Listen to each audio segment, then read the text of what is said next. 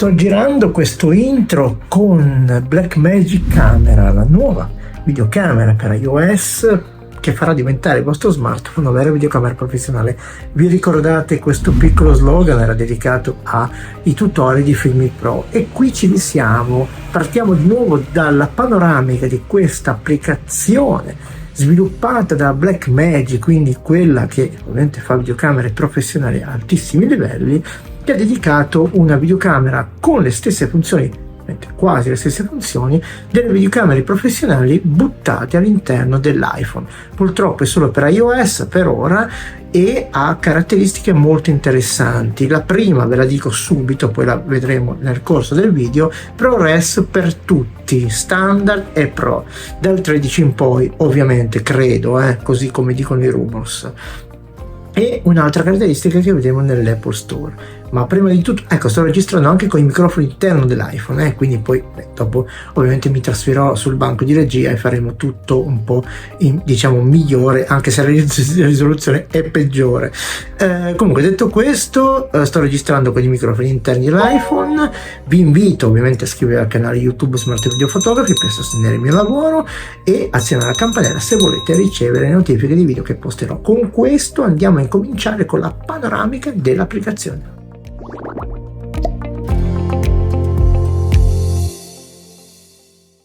Un'applicazione in alternativa a Filmic Pro. Cos'ha questa applicazione così speciale, ok? Di caratteristiche speciali? Vabbè, una ne ha sicuramente e la scopriremo per ora nell'Apple Store. Poi ne ha tante. In particolare permette, come ho detto, di andare a settare tutti i parametri, ok, che abbiamo in Filmic Pro. Poi sicuramente è sviluppata da una casa di videocamere professionali, quindi c'è già la garanzia, ma scopriremo altre specifiche, altre caratteristiche nel corso di questo video. Per ora limitiamoci ad andare sull'Apple Store, ok, sull'Apple Store a scaricarla, perché vi faccio vedere ovviamente la caratteristica principale. Abbiamo la limitazione, ok, riguardante proprio i nostri smartphone, iPhone. Ovviamente parte dall'XS la compatibilità, non parte prima. Non so se sull'8, adesso il mio 8 si è impallato, quindi non so se la possiamo diciamo utilizzare, però abbiamo una caratteristica che parte dal 13 in poi la vedremo ovviamente nel corso del video. Se vi svelo tutto ovviamente è finita lì. Andiamo in fondo, vedete, sapete dove c'è scritto ovviamente applicazione e acquisti in app. Vedete che qui non c'è scritto assolutamente niente, ragazzi. Per adesso, in questo momento preciso che sto parlando, non so se poi sarà sempre così, è gratuita, quindi scaricatevela, utilizzatela anche prima di vedere tutti i tutorial che porterò, che ovviamente saranno uguali a quelli di Filmic Pro, no? Egualeremo la playlist, quindi partiamo dalla panoramica, andiamo a finire fino ai settaggi più professionali. Quindi andate a scaricarvela e installatevela per non perderla.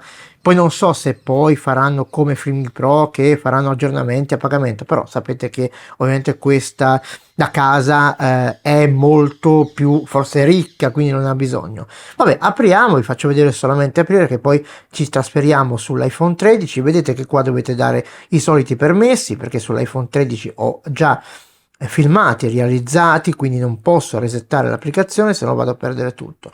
Ok, vedete, a questo punto è così. Ecco, la prima schermata è questa, ma ci fermiamo qua perché già questa è una cosa molto strana. Bene, siamo pronti per andare a lanciare sul mio iPhone 13 l'applicazione gratuita Blackmagic per iOS.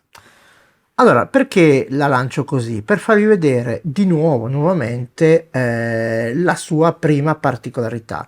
La prima particolarità è questa, è quella di andare in verticale, ma non è un verticale. Questo è praticamente, aspetta che indirizzo un po' il telefono, ecco qua, forse così, ok, posto va bene, ragazzi, stesso. È praticamente la particolarità di andare in verticale, ma non è la modalità verticale, cioè non gira video in verticale in questo momento. Giriamolo adesso in orizzontale per andare a vedere la panoramica, poi vi faccio vedere la modalità verticale. Eccoci, ok? Siamo praticamente nell'applicazione orizzontale. Come vediamo, adesso vado a scurare un attimino, mettere un pochino di buio davanti, così la vediamo meglio. Partiamo dai comandi principali. Prima però di partire dai comandi principali vi voglio far vedere una cosa. Vedete qua sotto ci sono le impostazioni. Io sono attualmente su un iPhone 13 standard, ragazzi, memorizzate standard. Vado diciamo nel codec e che succede? Abbiamo tutti i codec Apple ProRes disponibili anche per gli iPhone standard. Non mi chiedete come è possibile, non lo so. Quindi vi faccio vedere subito. Se io torno indietro cliccando di nuovo sull'iconetta, vedete qua quanto ho disponibile di spazio, vedete che praticamente sono ore, ok? Quindi se vado invece adesso a settare il mio iPhone in la ProRes più alta, ci accorgiamo che il tempo diminuisce notevolmente, anche perché ho già filmati acquisiti, quindi va bene così. Però vedete che è la verità, è vero che praticamente abbiamo questa possibilità. La possibilità di andare solo a 4K 30 frame al secondo, ma a quanto pare, visto sul sito della Apple, è così per tutti, anche per i Pro, almeno che non sia nato qualcosa di nuovo per i 15, ok? Quindi la cosa principale è questa. Poi andiamo avanti un attimo diciamo nelle caratteristiche delle opzioni.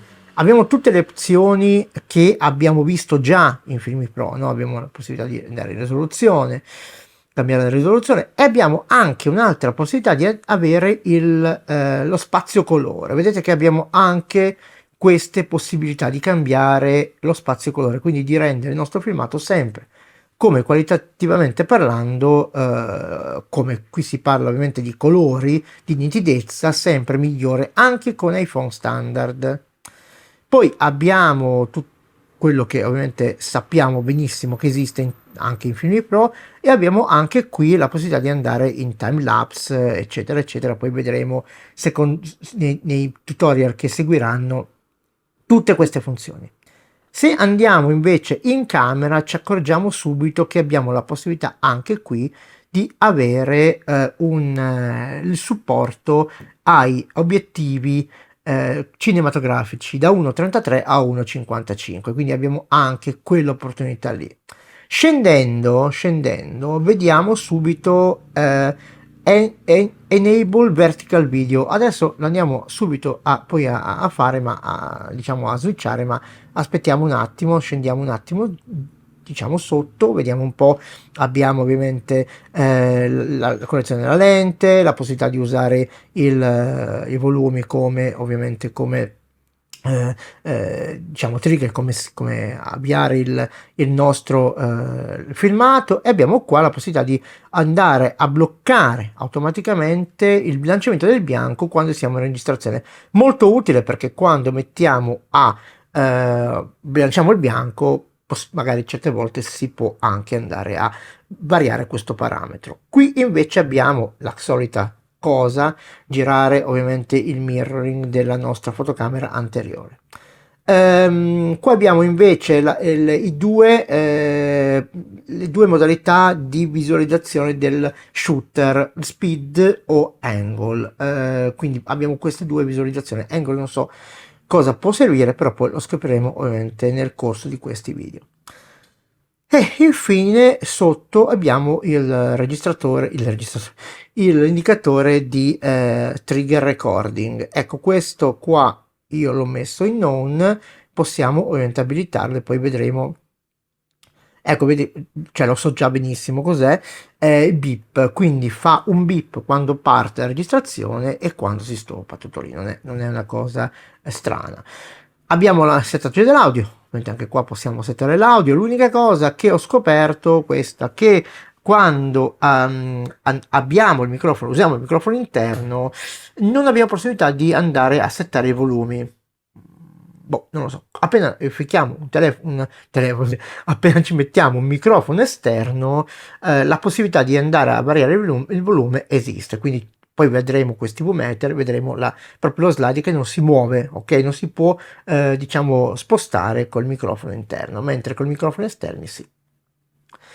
Poi cosa abbiamo di interessante? Beh, l'audio lo vedremo dopo. Abbiamo la cosa interessante è se andiamo su monitor, oltre ad avere il fuoco assist come succede su Filmic Pro, abbiamo ovviamente le guide, l'opacità delle guide, il colore delle guide e anche la possibilità di andare a mettere la nostra videocamera su un monitor esterno. Ecco, questa è la possibilità, io almeno ho provato, non dà la possibilità di vedere l'applicazione, ma vedi solo quello che ok stai registrando. Ok, questo almeno io ho provato, poi vedremo se dico la verità oppure dico tante fesserie.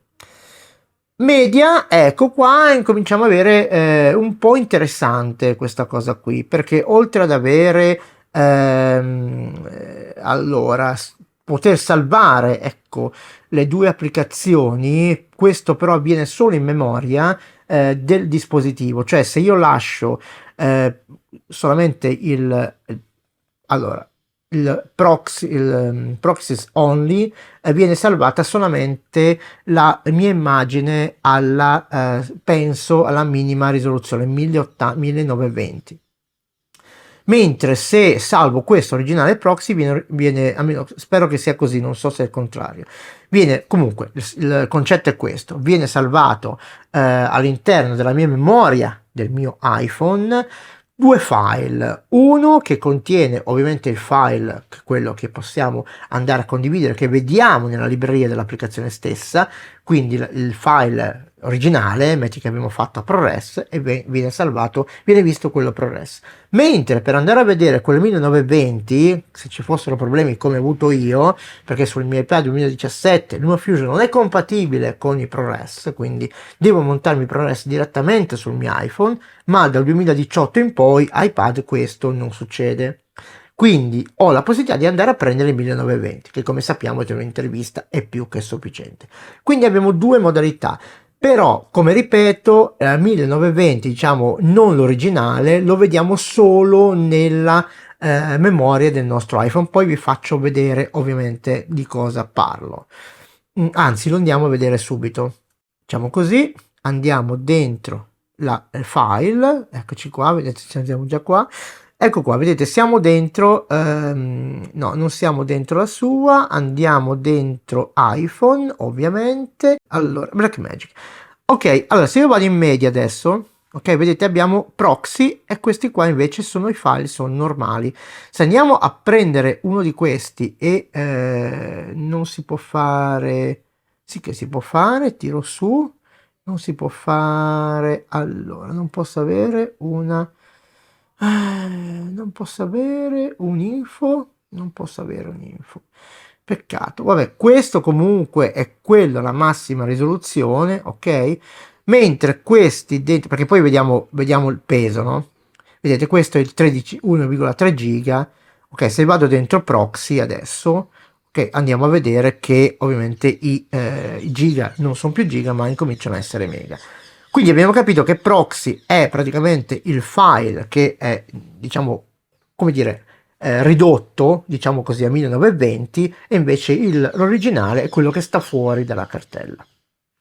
Bene, capito questo, poi abbiamo ovviamente le varie opzioni di poter caricare il nostro file solamente se abbiamo una diciamo una wifi, poi qua quando finisce no, ok, upload il search project. Ecco, questo qua il progetto è solamente per chi ha DaVinci Resolve, quindi chi ha diciamo l'account DaVinci Resolve. Questo non serve a noi. Ecco ragazzi, un altro punto interessante, un po' lungo il video, ma state fino alla fine perché è interessantissima questa applicazione, non vi fate annoiare da Gennaro. Allora, dove posso salvare i miei file? Li posso salvare naturalmente nell'applicazione, li posso salvare nella libreria e nell'applicazione e salvare su file. Quindi cosa vuol dire? Io posso appiccicarci una pennetta e no, aspettate, non registra direttamente sulla pennetta, ma quando io faccio stop, ovviamente il file viene buttato su un disco esterno, una pennetta esterna, oppure in iCloud. Beh, ragazzi, buttiamo via anche questa opzione, direi che non è tanto proprio da sottovalutare. Quindi io lascio il mondo con me. Abbiamo, ecco, interessante i LUTs, quindi possibilità di avere la possibilità di caricare LUTs. Ecco, i LUTs non possiamo vedere come Filmic Pro, non o vederli solo a video e non salvarli, non diciamo salvarli direttamente sul video, ok, applicarli direttamente sul video in registrazione, ma possiamo solamente, se spuntiamo questo, vederli a display e applicarli sul video, ok? Quindi non possiamo avere queste due opzioni. E poi qua abbiamo Blackmagic Claudio, io mi ero iscritto, però ovviamente a pagamento, ragazzi. Partiamo dalle 15 euro, ok, al mese, ma non ha senso. Qua c'è il reset, molto interessante. Abbiamo questi 3 livelli di reset, quindi se volete resettare tutto, in fondo, attenzione, che cancelliamo tutti i dati all'interno. E qua abbiamo l'about, ovviamente, che l'ha fatta, e qua il manuale, che non va al manuale ma va sul sito. Lasciamo perdere. Ok, torniamo in videocamera, ragazzi, che è molto lungo questo video, ma conviene vederlo fino in fondo. E iniziamo da qua su. Qua abbiamo allora la possibilità di andare a scegliere gli obiettivi, quindi possiamo, vedete, appare di qua il menu, quindi abbiamo il grandangolo, abbiamo ovviamente il tele sull'iPhone 13 standard e abbiamo il frontale, ok? Quindi abbiamo queste 3 scelte, ok? Poi abbiamo qua la possibilità di andare a selezionare i fotogrammi. Ecco, io adesso sono sono andato in ProRes. Ecco, attenzione, se andate, cambiate risoluzione, non tiene in mente i fotogrammi che voi avete ovviamente selezionato. Non capisco perché adesso non vado fino a 60. Allora facciamo così. Può darsi che abbia lasciato ProRes. Allora, record. No, sono andato qui. Allora dobbiamo mettere in questa risoluzione qua per andare fino a 100, non 120, perché a 120 andiamo solo 1080.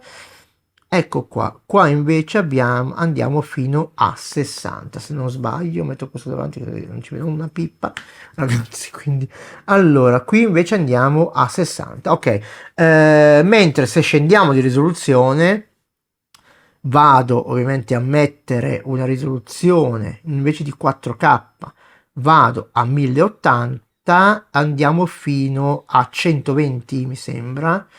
Aspettate che vado a riprendere il menu. Ecco qua.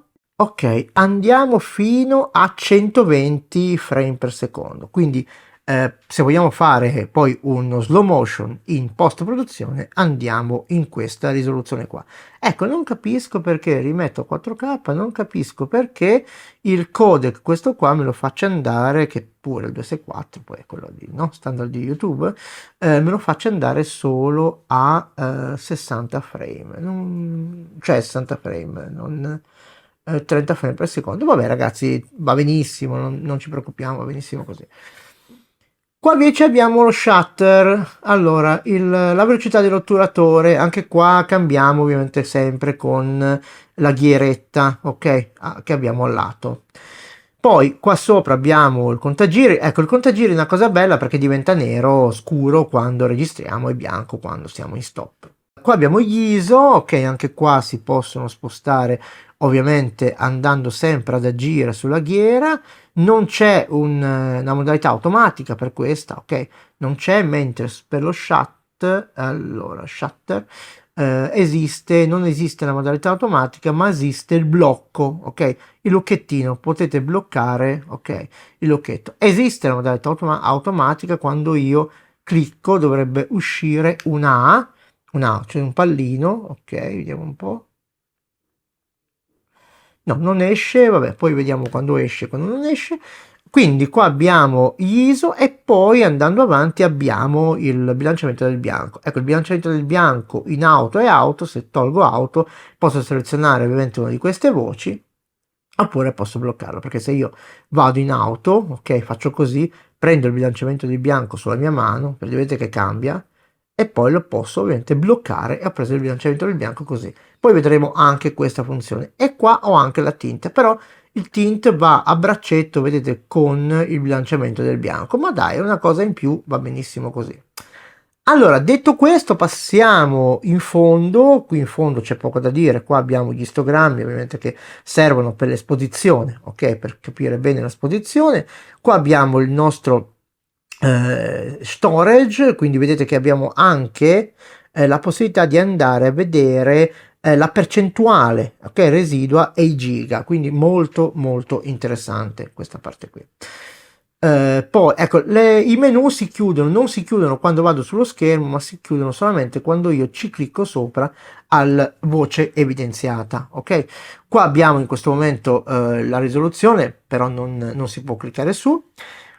Qua abbiamo i VMeter, come vi dicevo, che se io clicco qui, vedete che adesso io non posso andare a selezionare questo slider e misurare il volume. È automatico, ma appena ci mettete un microfono, poi lo proveremo, andiamo a fare un vlog, spero, fuori, potete ovviamente regolare il volume. Ragazzi, il video è lungo, però vi voglio far vedere tutta la panoramica, perdonate questo video lunghissimo. Allora, per bloccare l'esposizione e la messa a fuoco si clicca a lungo e si bloccano tutte e due. Ecco, la cosa che ovviamente è scomoda rispetto a Filmic Pro, la cosa scomoda qual è? Che per sbloccare la messa a fuoco bisogna andare qua, vedete che c'è una A, un pallino, una A, un lucchetto, scusate, vicino a questo iconetta che è proprio la messa a fuoco. Vedete che se io metto la mano, adesso ovviamente la mia mano è sfocata, ma se io vado qui e vado in auto, l'esposizione rimane così, vedete che rimane così, ma la messa a fuoco viene sbloccata, quindi è tutta, diciamo, è tutto modo, cioè bisogna prendere un po' di pratica, tutto lì. Incominciamo da qui. Qua abbiamo la zebratura, quindi possiamo anche qua andare a vedere la sovraesposizione e la sottoesposizione, quindi si spegne così, ok, e si chiude così, ok. Se io vado così la accendo e così la spengo. Qui invece abbiamo la possibilità di andare a abilitato, adesso vabbè, poi nel menu forse non ve l'ho fatto, sì, il fuoco assist, vedere intorno agli oggetti, ok, la messa a fuoco. Ecco, questo non è molto visivamente parlando come Filmic Pro. Aspettate che andiamo a sbloccare ovviamente questo. Non è visibile come Filmic Pro, non mi piace questa parte qui. Comunque va bene lo stesso, ragazzi, facciamocene una ragione. Qua abbiamo la possibilità di andare ovviamente a togliere, ok, le griglie che ammetterò adesso. E qua abbiamo una cosa molto molto simpatica, cioè qua no, ma dopo, qua abbiamo ovviamente l'orizzonte, qua abbiamo un pallino. Ecco, se io accendo tutto, ok, così, spengo tutto così, ok, quindi ho sempre settaggi a portata di mano. Ecco, questo sotto è una specie di non una specie, scusate, non è ancora sotto, ma è ancora sotto perché mi piace quella funzione.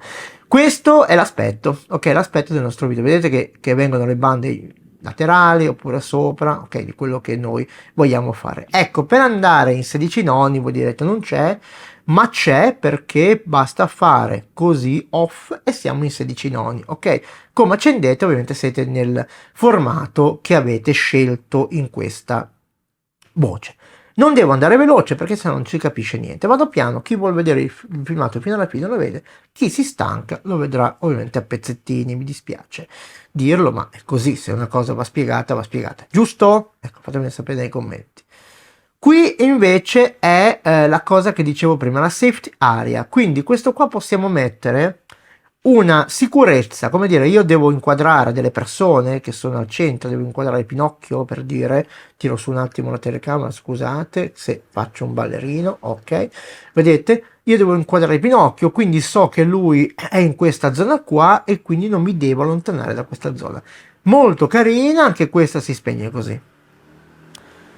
Poi andiamo qua sotto abbiamo i LUTs, quindi possiamo, no scusate questi non sono i LUTs, ragazzi che capra, qui sono invece il falso colore, ok, in base ai colori che vedete ci sono i falsi colori, questa è tutta una cosa per vedere sempre l'esposizione, e qua abbiamo i LUTs, quindi si applicano così e si tolgono così, vedete che è applicato già e tolto, quindi molto intuitiva secondo me. Qui abbiamo la messa a fuoco. Ovviamente per mettere il manuale devo togliere auto, ok? Quindi giro lo slide e abbiamo la messa a fuoco in manuale. Per andare in auto basta fare auto e tutto torna come prima. Qui abbiamo la compensazione dell'esposizione, anche se sul sito la chiamo un'exposition, ma qua è la compensazione, perché andiamo meno 3 e più 3 mi sembra, quindi è una compensazione. Poi andando avanti abbiamo la stabilizzazione, che mi sembra che arrivi anche a Extreme su XS, non vorrei dire una castronata. Poi andiamo nello zoom, non abbiamo diciamo la stessa automazione di Filmi Pro, ma abbiamo questi step, ok? Quindi abbiamo questi step che possiamo andare a fare lo zoom. Comunque io non andrei più di 2, perché poi ovviamente magari andate in interpolazione digitale, quindi diventa una schifezza incredibile. Poi qui cosa abbiamo? Qua abbiamo il chuck, ok? Potete decidere di ovviamente numerare le scene, i take, eccetera, eccetera, interior, esterno, bellissima questa cosa, perché venga memorizzato nel vostro file. Se avete un account, adesso non so come funziona bene perché io non lo utilizzo, come si chiama, DaVinci Resolve, dovreste avere la possibilità di anche cambiare il nome del progetto. Peccato che non si possa cambiare e mettere il nome come succede in Filmic Pro.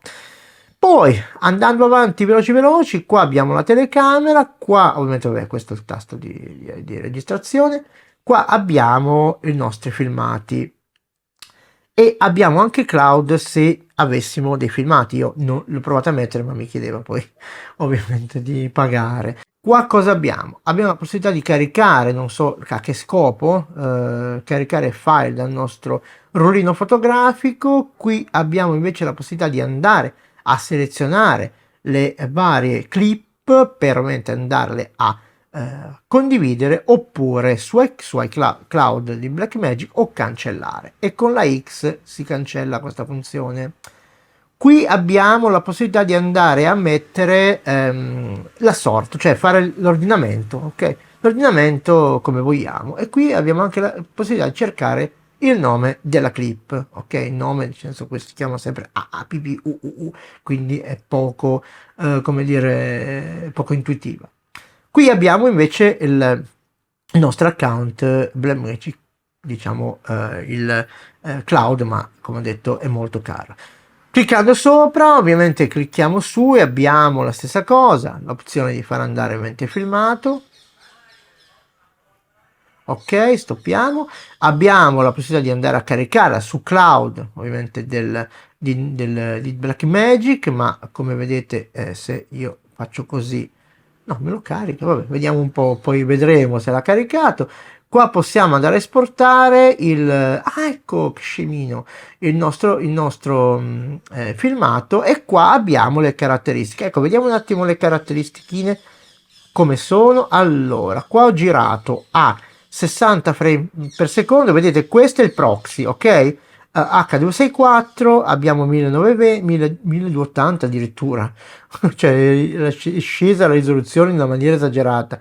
E qua abbiamo invece il ProRes, che è no, scusate, non è il ProRes, non ho girato in ProRes, è il 4K. Ah, ecco, quando girate in 4K la risoluzione minore, il proxy, è 1280, e non mi chiedete perché non vada a 1920. Vabbè, non me lo chiedete.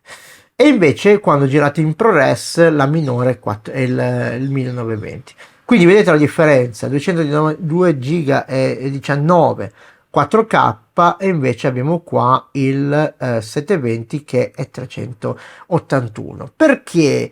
Mi chiedete voi perché? Ma ragazzi, può darsi che magari per i social vada bene anche così. E qua abbiamo ovviamente il solito cestino per andare a cancellare. Vediamo un po' se cliccando qua in qualche maniera. No, non posso andare a cambiare. Ecco, questa cosa qua che non mi piace, che non posso andare a cambiare il nome della clip. Vabbè, qua sotto abbiamo ovviamente lo scorrimento della clip, e qua ovviamente la durata della nostra clip che abbiamo girato. Andando avanti, qua abbiamo nuovamente avete la possibilità di andare a vedere il nostro cloud, ma come vedete non so se sta andando a mettere su diciamo il filmato.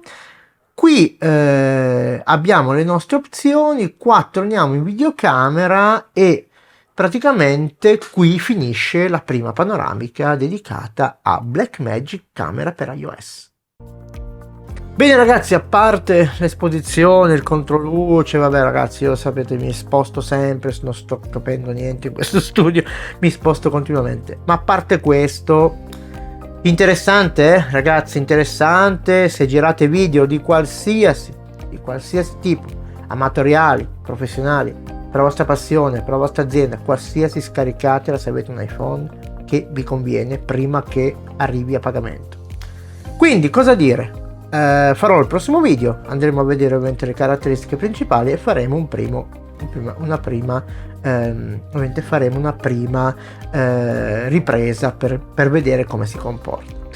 Detto questo, se vi è piaciuto questo video, condividete questo video con i vostri amici che hanno un iPhone, che non gli fate altro che bene. E in ultimo vi chiedo ovviamente, per sostenere il canale, di iscrivervi al canale e azionare la campanella per ricevere le notifiche dei video che posterò in futuro. Con questo vi ringrazio tantissimo e vi rimando al prossimo video dedicato a Blackmagic videocamera per iOS.